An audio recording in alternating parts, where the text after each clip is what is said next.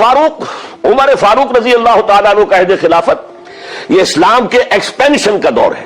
اب جو وہ انٹرنل ڈفتی ختم ہو گئی, انٹرنلی کنسولیڈیٹ ہو گیا انقلاب محمدی صلی اللہ علیہ وسلم, لہذا پوری طاقت کے ساتھ اب 3 لشکر نکلے ہیں, مشرق کے لیے, شمال کے لیے, مغرب کے لیے, اور فتوحات کا دائرہ شروع ہوا. 10 برس حضرت عمر رضی اللہ تعالیٰ عنہ کے خلافت کے وہ ہیں, نوٹ کیجئے, جس میں ایک سلطنت 2 سپر پاورز اس وقت کی تھی, کئی 100 سال سے چلی آ رہی تھی 2 سپر پاورز, اور دونوں جزیرہ نما عرب کے سر پر بیٹھی ہوئی تھی. سلطنت ایران, عراق سے ہو کر سلطنت ایران, کہ خسرو کے زمانے سے, ذوالقرنین کے زمانے سے عظیم مملکت تھی, سپر پاور. دوسری طرف سلطنت روما, دی رومن امپائر, 3 بر اعظموں کو محیط تھی. رومن امپائر پورا شمالی افریقہ اس کے تحت تھا, پورا مغربی ایشیا اس کے تحت تھا, شام اس کے تحت تھا, ترکی اس کے تحت تھا, اور یورپ کا سارا مشرقی علاقہ اس کے تحت تھا. رومن امپائر, آپ کو معلوم ہے حضرت عمر کے زمانے میں رضی اللہ تعالی عنہ سلطنت کسریٰ کے تو پرخچے اڑ گئے, نام ختم ہو گیا, وجود نہ رہا عظیم سلطنت کسریٰ. حالانکہ آپ کے علم میں ہوگا ان کا بڑا شاندار ماضی تھا, کہ خسرو اور کہ قباد, بڑے بڑے یہ کیانی کہلاتے ہیں. یہ کیان جو ہے یہ بڑی عظیم ایک سمجھیے کہ خاندان تھا بادشاہوں کا. لیکن یہ کہ وہ پوری سلطنت کسریٰ ختم ہو گئی. کیوں؟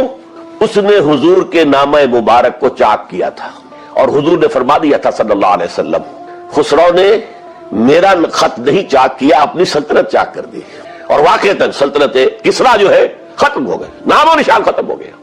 دوسری طرف سلطنت روما تھی, عیسائیوں کے ساتھ, چونکہ وہ تھی کرسچین, عیسائیوں کے ساتھ حضور کے زمانے میں کوئی براہ راست تصادم نہیں ہوا تھا. سارا تصادم ہوا تھا یا مشرکین عرب سے اور یا یہودیوں سے. عیسائی جو ہے عربین پیننسولا میں تھے ہی نہیں, یمن کے علاقے میں کچھ تھے لیکن ان کی کوئی حیثیت نہیں تھی, لہذا کوئی کنفرنٹیشن نہیں ہوئی. دوسرے عیسائیوں میں ابھی اہل علم موجود تھے, جیسے آپ کو معلوم ہے نجاشی بادشاہ کیسے ایمان لے آئے. اس نے حضرت عیسیٰ کے بارے میں پوچھا, حضرت جعفر طیار رضی اللہ تعالیٰ عنہ نے سورہ مریم کی آیات پڑھ کر سنائی, اور اس نے کہا بین ہی جو ان آیات میں تم نے پڑھا ہے, عیسیٰ کی حقیقت اس سے 3 کے برابر بھی زیادہ نہیں ہے. اسی طرح ہرقل نے جب اس کو حضور کا نامہ مبارک پہنچا, اس نے جو بھی پیغامبر آئے تھے ایلچی, ان کا اکرام کیا, احترام کیا. وہ عالم تھا, جان گیا کہ یہ نبی آخر الزمان ہے, چاہتا تھا کہ میں ایمان لے آؤں بشرطے کہ میرے سارے درباری سپہ سالار بھی ایمان لے آئے.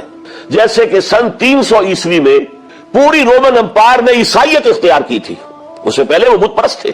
300 عیسوی میں سلطنت روما کا جو ایمپرر تھا وہ ایمان لے آیا حضرت عیسیٰ پر. اس وقت تک ظاہر بات ہے اسلام حضرت عیسیٰ کا دین تھا, حضور تو ابھی آئے نہیں, حضور کے آنے میں تو ابھی 300 برس سے باقی ہے.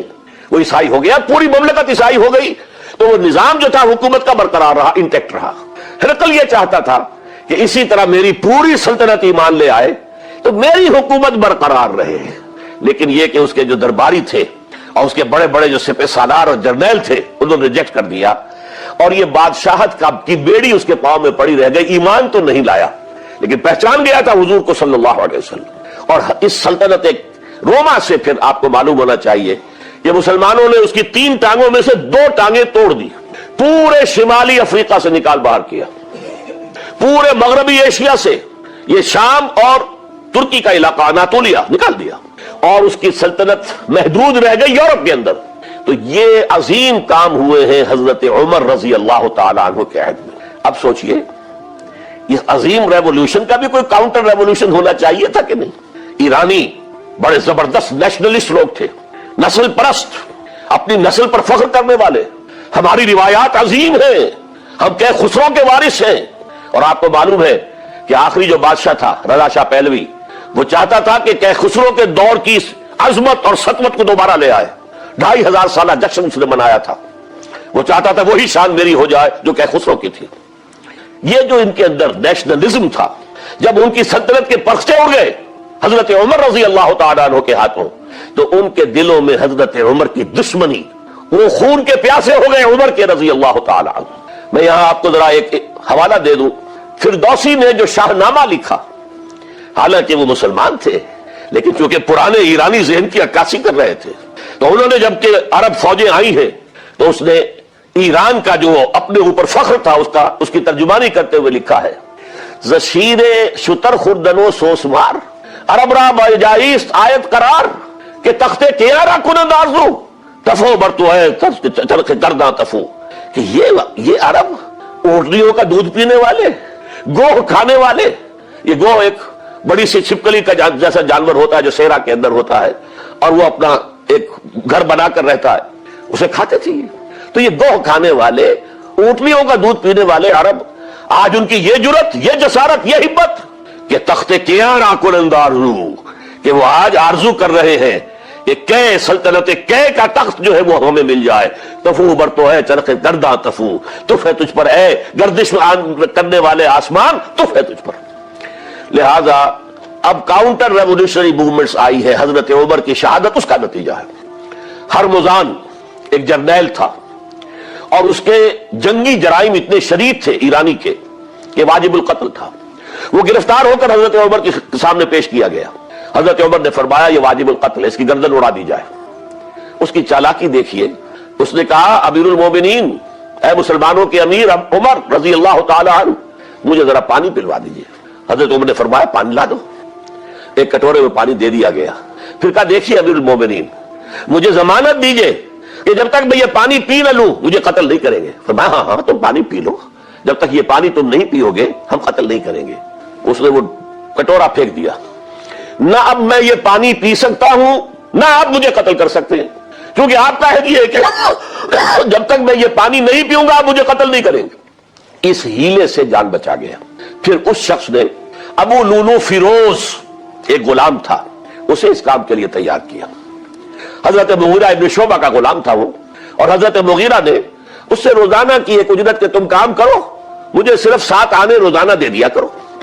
اس نے آ کر حضرت عمر سے کہا کہ میرا جو آقا ہے مغیرہ ابن شعبہ یہ مجھ سے بہت زیادہ طلب کرتا ہے. حضرت عمر نے پوچھا کیا دیتے ہو؟ 7 آنے. تم کرتے کیا ہو؟ کہ میں نجار بھی ہوں، میں لوہار بھی ہوں، میں یہ کام کرتا ہوں. فرمایا اتنے پیشوں کا جاننے والا اس کے لیے یہ روزانہ کا ٹیکس یہ زیادہ نہیں ہے، یہ تمہیں دینا چاہیے. اس نے کہا میں چکیاں بھی بناتا ہوں. حضرت عمر نے فرمایا پھر ایک چکی ذرا مجھے بھی بنا دینا. کہنے لگا آپ کے لیے تو میں ایسی چکی بناؤں گا کہ جس کی آواز دنیا بھر میں جائے گی. وہ شخص ہے اور ہرمزان کی سازش کے تحت وہ ایرانی جسے بعد میں ایرانیوں نے کیا کہا، جس نے قتل کیا حضرت عمر فاروق کو، حضرت ابو لولو فیروز.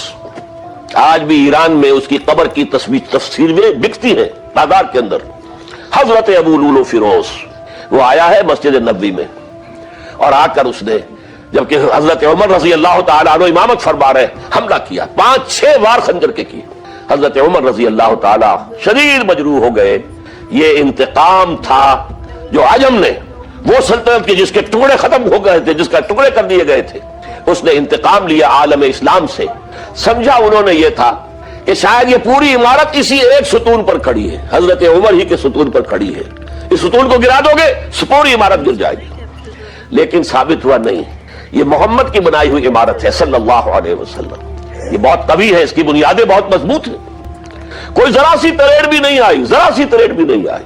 حضرت عمر فاروق کی شہادت کے بعد حضرت عثمان رضی اللہ تعالیٰ عنہ کا دور خلافت شروع ہوا اور جو کا تو جو قافلہ چل رہا تھا آگے چلتا چلا گیا. حضرت عثمان رضی اللہ تعالیٰ عنہ کے بارے میں بہت قیل و قال ہے. ان پر تنقیدیں بھی کی، اپنوں نے بھی کی ہیں، دشمنوں نے بھی کی ہیں.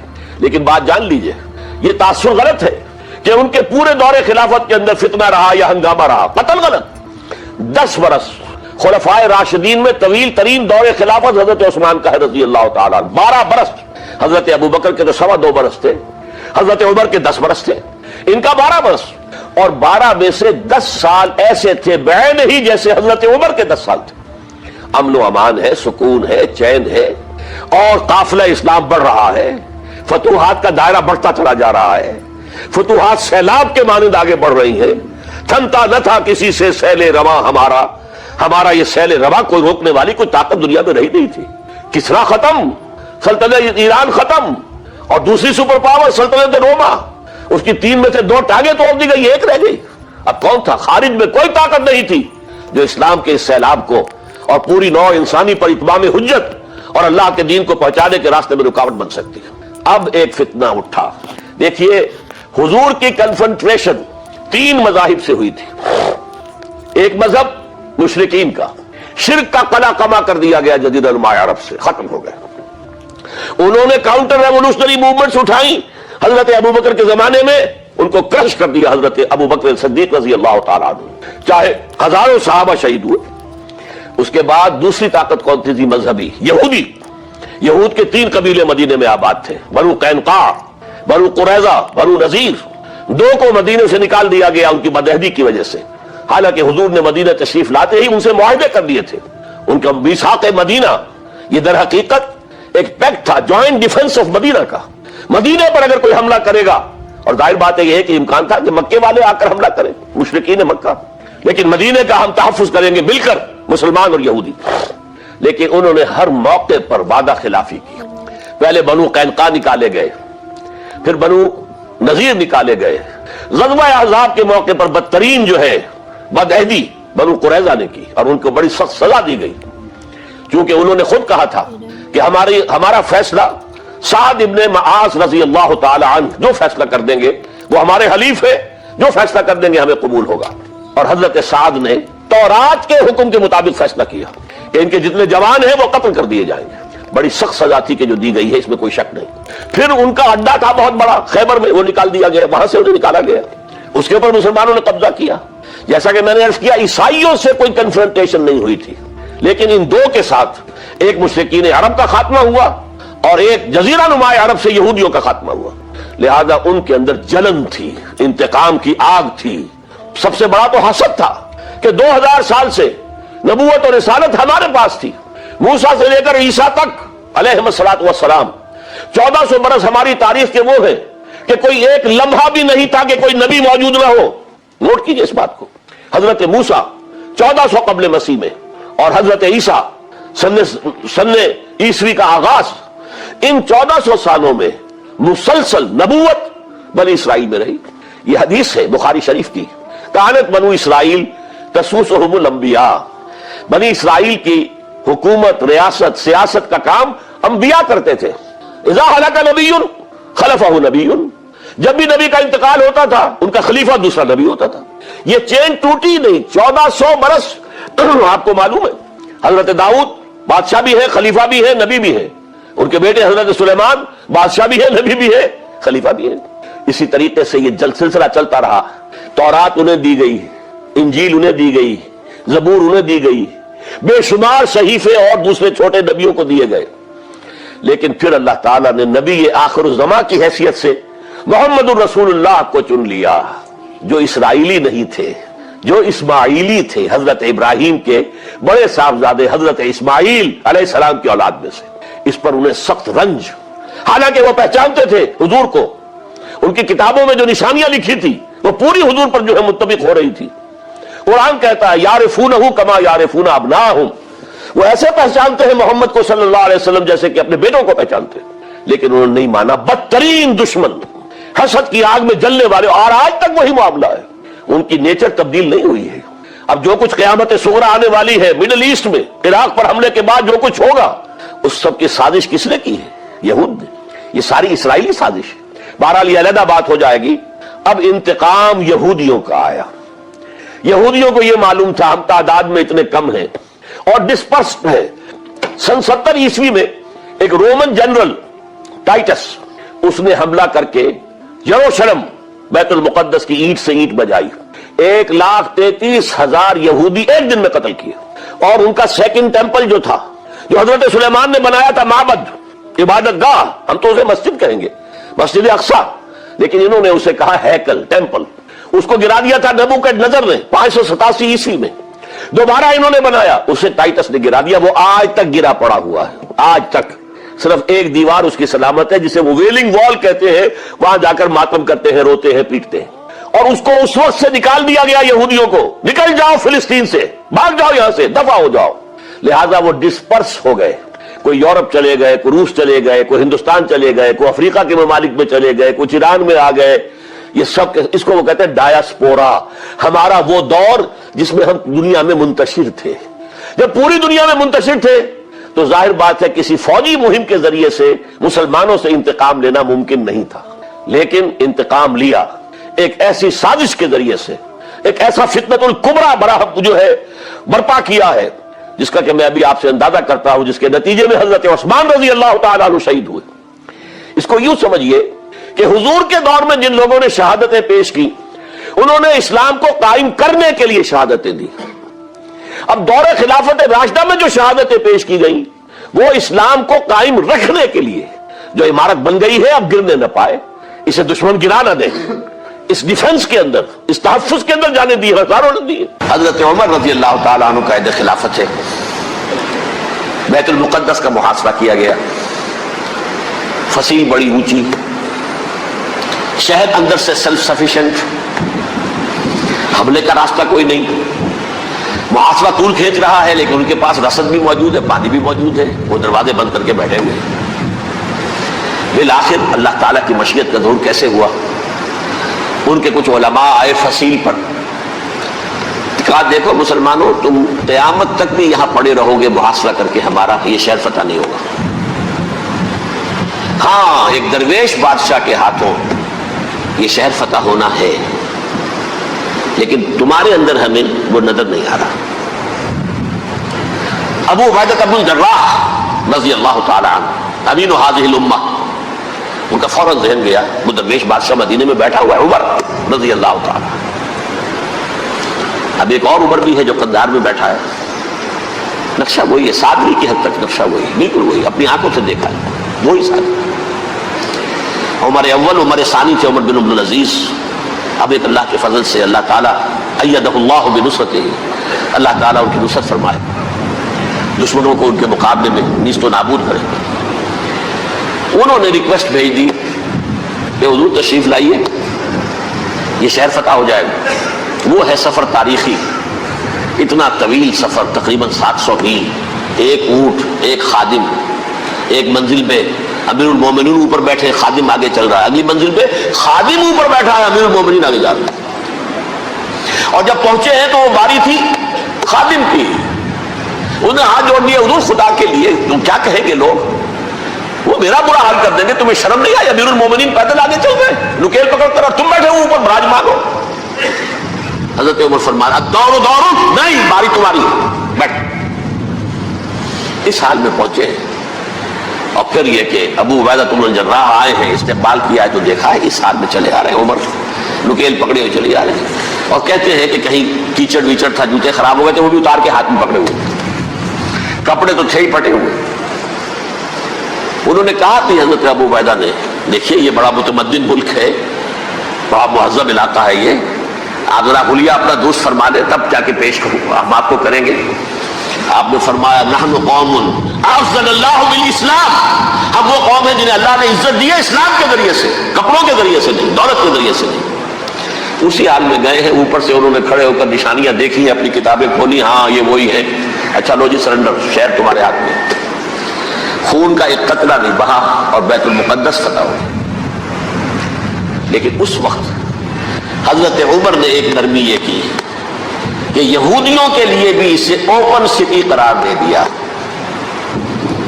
یہ احسان عظیم حضرت عمر کا، اس سے پہلے یہودی آ ہی نہیں سکتا تھا، داخل ہی نہیں ہو سکتا تھا، وہاں وہ آ کر وزٹ نہیں کر سکتا تھا، زیارت نہیں کر سکتا تھا اپنے مقدس مقامات کی۔ حضرت عمر نے یوں سمجھیے کہ تقریباً 550 برس کے بعد ان کے لیے راستہ کھولا ہے کہ ہاں تم آ سکتے ہو، زیارت کر سکتے ہو۔ لیکن یہ عیسائیوں نے لکھوایا معاہدے کے اندر، انہیں یہاں آپ آباد ہونے کی اجازت نہیں دیں گے، لیکن کم وزٹ دی پلیسز، دیکھیں زیارتیں کریں اور جائیں۔ یہ معاہدہ حضرت عمر کا ہے رضی اللہ تعالیٰ، جو پھر خلافت راشدہ کے بعد بنو امیہ نے بھی اس کو آرڈر کیا، بنو عباس نے کیا، پھر جو ہمارے یہ ترکوں میں اندر خلافت آئی تو ترک خلفاء نے بھی اس معاہدے کی پوری پابندی کی۔ فلسطین میں آ سکتے ہیں یہودی صرف زائرین کی حیثیت سے، وہاں آباد نہیں ہو سکتے۔ اب آئیے اگلا دور آیا حضرت عثمان کا دور خلافت۔ یہ ہے وہ وقت کہ اب یہود نے امت مسلمہ کی پیٹھ میں چھڑا ٹھوکا۔ وہ کیسے؟ ایک یہودی عبداللہ ابن سبا اسلام کا لبادہ اوڑھ کر آ گیا، معاشرے کا جائزہ لے لیا، ان میں بنو ہاشم اور بنو امیہ میں جو پرانی کشاکش تھی اس کے کچھ نہ کچھ جراثیم باقی ہیں. اگر ان کو ذرا بھڑکا دے تو مسلمانوں میں انتشار پیدا ہوگا. کہا یہ عثمان کون ہے؟ یہ تو بنو امیہ میں سے ہے. یہ حق تو بنو ہاشم کا ہے، خلافت ان کے پاس ہونی چاہیے. محمد کے تو رشتہ دار وہ ہے صلی اللہ علیہ وسلم. عوام الناس کے اندر بات پھیلنی شروع ہوئی. پھر ایک بڑی سازش کے انداز میں حضرت عثمان کے خلاف پروپیگنڈا، حضرت عثمان کے جو عاملین تھے، گورنر تھے، ان کے خلاف پروپیگنڈا. اور ایسی ہوشیاری کرتے تھے کہ کوفے میں کوفے کے حاکم کے خلاف کچھ نہیں کہنا ہے. اجی مصر میں یہ ہو رہا ہے، اجی شام میں یہ ہو رہا ہے، اجی یہ جو عثمان ہے وہ یہ کر رہا ہے، یہ ظلم ہو رہا ہے، یہ لوٹ مار ہو رہی ہے، یہ خیانتیں ہو رہی ہیں. اب نہ تو اس زمانے میں مینز آف کمیونیکیشن، کیسے تصدیق کریں؟ افواہیں تو آپ آج کراچی کے اندر شروع ہو جائے تو پتہ نہیں چل سکتا کسی کو کہ کیا اس میں صداقت ہے کیا جھوٹ ہے. اور بری بات جو ہے فطرت انسانی کی کمزوری ہے، وہ فوراً قبول کرتا ہے. کسی کے بارے میں اچھی بات ماننے کو تیار نہیں ہوتا، لیکن بری بات تو فوراً تیار ہے. بہرحال یہ فتنہ انہوں نے اٹھایا، حضرت علی کی الوہیت کا فتنہ اٹھایا، حضرت عثمان کے خلاف الفتنۃ الکبریٰ برپا کیا. حضرت عثمان شہید ہوئے. اس کے بعد 5 برس تک مسلمان ایک دوسرے کی گردنیں کاٹتے رہے. بابی خانہ جنگی ہوئی. امت کو وہ زخم لگایا ہے جو آج تک جس سے خون رس رہا ہے. یہ شیعان عثمان اور شیعان علی تھے جو بعد میں پھر سنی اور شیعہ ہو، اور آج تک فتنہ کس نے جگایا؟ ایک عبداللہ ابن سبا یہودی اور اس کے کارندے، شیطان کا ایجنٹ، اور انسانوں میں سے بھی اس کے جو بھی حواریین تھے اور شیطانوں کے اندر سے بھی انہوں نے بھی اس آگ کو بڑھتا ہے. یہ آپ سوچ لیجئے کہ یہ کس نے وہ زخم لگایا؟ یہودی. اگلا دور آیا، خلافت راشدہ ختم ہوئی، بنو امیہ کا بھی دور کافی گزر گیا. طارق ابن زیاد 712 عیسوی میں حملہ کرتے ہیں اسپین پر. اسپین اس وقت عیسائیت کا بہت بڑا گڑھ، بڑے کٹر ترین عیسائی جو ہے وہ اسپین میں تھے. لہذا یہودیوں کی وہاں بہت پٹائی ہوتی تھی. میں بتا چکا ہوں، دشمنی تھی چلی آ رہی تھی عیسائیوں کے ہاتھوں یہودیوں کی. وہ تو سن 300 عیسوی سے ایمپرر کانسٹنٹائن کے بعد سے شروع ہو گئی. اس حوالے سے یہودیوں نے اس وقت چالاکی یہ برتی، کچھ راستے واسطے بتائے، کچھ مدد کی طارق ابن زیاد کی. طارق ابن زیاد نے انہیں اپنا محسن سمجھا.